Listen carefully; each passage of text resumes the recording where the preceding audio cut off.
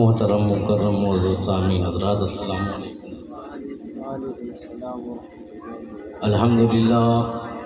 الحمدللہ رب العالمین والعاقبۃ للمتقین والصلاۃ والسلام علی سید المرسلین وعلی آلہ وصحبہ اجمعین، اما بعد فاعوذ باللہ من الشیطان الرجیم، بسم اللہ الرحمن الرحیم۔ من احبنی کانا معی فی الجنہ، صدق اللہ مولانا عظیم و صدق رسولہ نبی الامین الکریم، ونحن علی ذلک من الشاہدین والشاکرین والحمد للہ رب العالمین۔ بہت دیر سے آپ سماعت کر رہے ہیں، بس 2 منٹ میں میری تقریر ختم ہو جائے گی، صلاۃ و سلام ہو جائے گا، اس لیے کہ آپ بھی تھک چکے ہیں اور جس کو جانا تھا وہ جا چکے ہیں۔ تو اپنے گفتگو آغاز بغیر کسی تمہید کے میں یہاں سے شروع کروں گا کہ انبیاء میں حبیب خدا کون ہے؟ سمجھ میں آ رہا ہے؟ انبیاء میں حبیب خدا کون ہے؟ انبیاء میں حبیب خدا کون ہے؟ آپ ہو یا نبی دوسرا کون ہے؟ انبیاء میں حبیب خدا کون ہے؟ آپ ہو یا نبی دوسرا کون ہے؟ آپ آئے تو خدا کا پتہ مل گیا، آپ آئے تو خدا کا پتہ مل گیا، ورنہ کس کو پتہ تھا خدا کون ہے؟ ورنہ کس کو پتہ تھا خدا کون ہے؟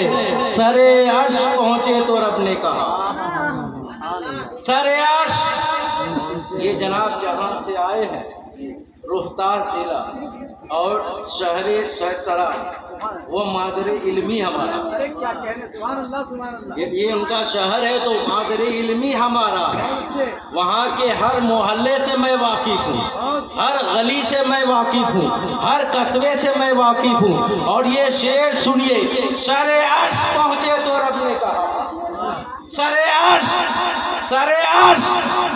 عرش پہنچے تو رب نے کہا، آ بھی جاؤ، تمہیں روکتا کون ہے؟ آ بھی جاؤ، تمہیں روکتا کون ہے؟ آج دنیا میں جتنی چیزیں ہو رہی ہے، تقویٰ ہو رہا ہے، پرہیزگاری ہو رہی ہے، نماز پڑھ رہے ہیں، روزہ رکھ رہے ہیں، قرآن کی تلاوت کر رہے ہیں، کس کے لیے؟ جواب ملے گا جنت کے لیے۔ فجر میں اٹھتے ہیں، جنت مل جائے، ظہر میں جاتے ہیں، جنت مل جائے، عصر میں جاتے ہیں، جنت مل جائے، مغرب میں جاتے ہیں، جنت مل جائے، عشاء میں جاتے ہیں، جنت مل جائے، قرآن کی تلاوت کرتے ہیں، جنت مل جائے، میلاد کرتے ہیں، جنت مل جائے، جلسہ کرتے ہیں، جنت مل جائے، شورا کو بلاتے ہیں، جنت مل جائے، خطیب کو بلاتے ہیں، جنت مل جائے۔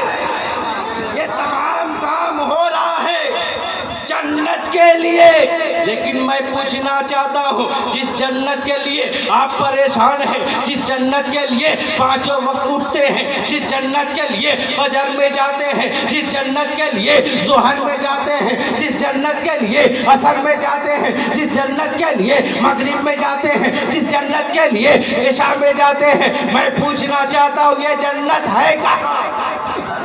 یہ جنت ہے کہاں؟ تو سنو، یہ جنت کہیں نہیں، بلکہ یہ جنت تو وہاں ہے، یہ جنت تو وہاں ہے، یعنی پہلے آسمان سے بھی اوپر ہے، دوسرے آسمان سے بھی اوپر ہے، تیسرے آسمان سے بھی اوپر ہے، چوتھے آسمان سے بھی اوپر ہے، 5ویں آسمان سے بھی اوپر ہے، 6ٹھے آسمان سے بھی اوپر، عرش معلیٰ سے اوپر یہ جنت ہے۔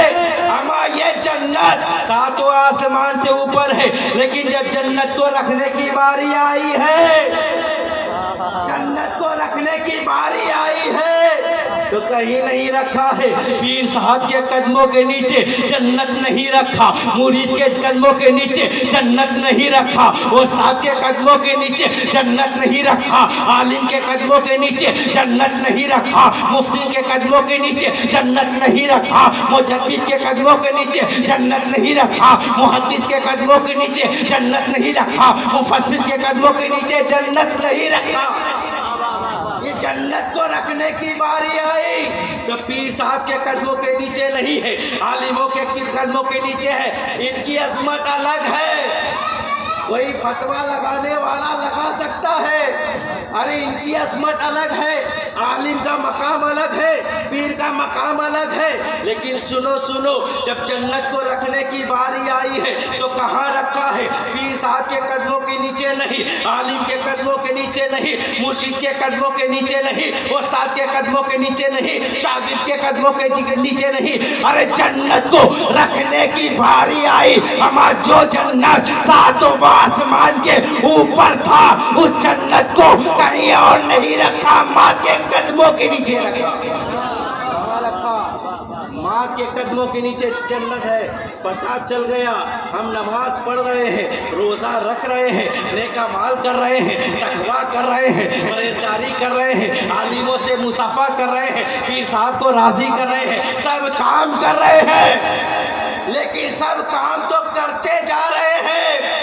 پیر صاحب راضی ہو گئے, عالم صاحب راضی ہو گئے, خوش ہو گئے, لیکن گھر گیا تو پتہ یہ چلا کہ ان کی ماں ان سے ناراض ہے, ان کے باپ ان سے ناراض ہے. سن لو, اچھی طریقے سے سن لو, کان کو کھول کر سن لو. اما جس کی ماں دنیا میں ناراض ہو جاتی ہے اس سے اللہ کا حبیب بھی ناراض ہو جاتا ہے, جس سے اللہ کا حبیب ناراض ہو جائے اس سے رب ناراض ہو جاتا ہے.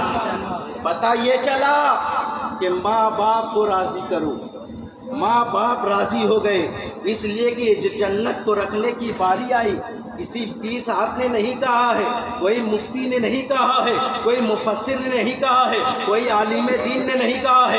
یہ بات کس کی ہے؟ یہ بات اس کی ہے جس نے پوری کائنات کو پیدا کیا ہے, جس نے پوری کائنات کو, پوری سنسار کو پیدا کیا, جن کے صدقے پیدا کیا, اپنے حبیب کے صدقے بنایا. ارے جس کے صدقے اللہ تبارک و تعالیٰ نے زمین کا فرش بچھایا ہے, جن کے صدقے اللہ تبارک و تعالیٰ نے آسمان کا سامیانہ لگایا ہے, جس کے صدقے اللہ تبارک و تعالیٰ نے اس سورج کو بنایا ہے, جس کے صدقے اللہ تبارک و تعالیٰ نے چاند کو پیدا کیا ہے, اما جن کے صدقے اللہ تبارک و تعالیٰ نے کائنات کا ذرہ ذرہ پیدا کیا.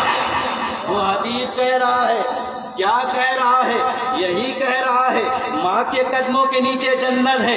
پتہ یہ چلا ہم نماز بھی پڑھیں گے, ماں کو راضی بھی کریں گے, قرآن کی تلاوت بھی کریں گے, ماں کو راضی بھی کریں گے, پیر صاحب کی خدمت بھی کریں گے, ماں کو راضی بھی کریں گے, مرشد کے پیچھے بھی جائیں گے, ماں کو راضی بھی کریں گے. سن لو, جس کی ماں راضی ہو جاتی ہے, جس کا باپ راضی ہو جاتا ہے, اس سے پیر راضی ہو جاتے ہیں, اس سے مرشد راضی ہو جاتے ہیں, اس کے حبیب راضی ہو جاتے ہیں. یعنی احمد مختار جس سے راضی ہو گئے اس کا پروردگار بھی راضی ہوگا, اور جس کا پروردگار راضی ہو گیا تو بیڑا پار ہو جائے گا. ہوگا کہ نہیں ہوگا؟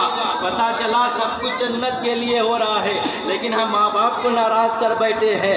اگر ماں باپ ناراض ہو گئے تو یہ نمازیں آپ کے ماتھے پہ مار دی جائے گی, یہ نیک اعمال آپ کے ماتھے پہ مار دیا جائے گا, یہ تقویٰ آپ کے ماتھے پہ مار دیا جائے گا, یہ پرہیزگاری آپ کے ماتھے پہ مار دی جائے گی. پتہ یہ چلا ہم سب کچھ کریں گے اور اس کے ساتھ ساتھ ماں کو راضی کریں گے, اس لیے کہ ماں کے قدموں کے نیچے جنت ہے. باپ جنت کا دروازہ ہے. اگر جنت جانا چاہتے ہو تو ماں کو راضی کرنا ہوگا, اور جنت کا دروازہ کھولنا چاہتے ہو تو باپ کو راضی کرنا ہوگا. پتہ یہ چلا جنت میں داخل ہونے کے لیے باپ کی ضرورت ہے, اور جنت پانے کے لیے ماں کی ضرورت ہے. ہمیں ان دونوں کو راضی کرنا ہے کہ نہیں؟ ان دونوں کو راضی کر لیے. انشاءاللہ ہم سے اور آپ سے ہمارے والدین راضی ہو گئے تو سمجھیے ہمارا بیڑا پار ہو گیا. انہی جملوں کے ساتھ میں اپنی گفتگو یہیں پہ ختم کروں گا. وما علینا الا البلاغ المبین. السلام علیکم ورحمۃ اللہ وبرکاتہ. کھڑے ہو کر سلام پڑھیں.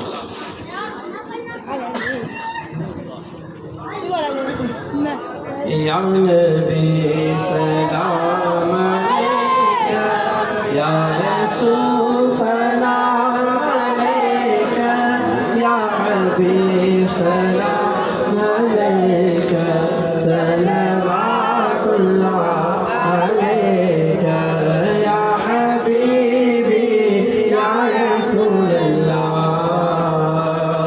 صبح لوں گا شام لوں گا ہاں لوں گا، صبح لوں گا شام لوں گا، تیرا پیارا نام لوں گا. ابر سے اٹھتے ہی آقا تیرا دامن تھام لوں گا.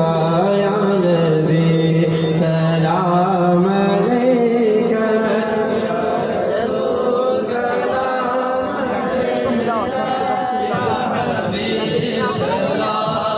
علیکہ، صلوات اللہ علیکہ. یا حبیبی یا رسول اللہ، آپ سلطان مدینہ، محبت وحیو سکینہ، نور سے معمور سینہ، مشک سے بہتر پسینہ. یا نبی سلام علیکہ، یا رسول سلام علیکہ، یا حبیب سلام علیکہ، صلوات اللہ علیکہ، یا حبیبی یا رسول اللہ. تیری یاد کرنے والے میرے جینے کا سہارا، اچھا ہوں یا میں برا ہوں، آخر ہوں تو میں تمہارا. یا نبی سلام علیکہ، یا رسول سلام علیکہ، یا حبیب سلام علیکہ، صلوات اللہ علیکہ. السلام علیکم یا رسول اللہ، والصلاة والسلام علیکم یا حبیب اللہ، والصلاة والسلام علیکم یا نبی اللہ، والصلاة والسلام علیکم جناب محمد رسول اللہ صلی اللہ تعالی علیہ وسلم.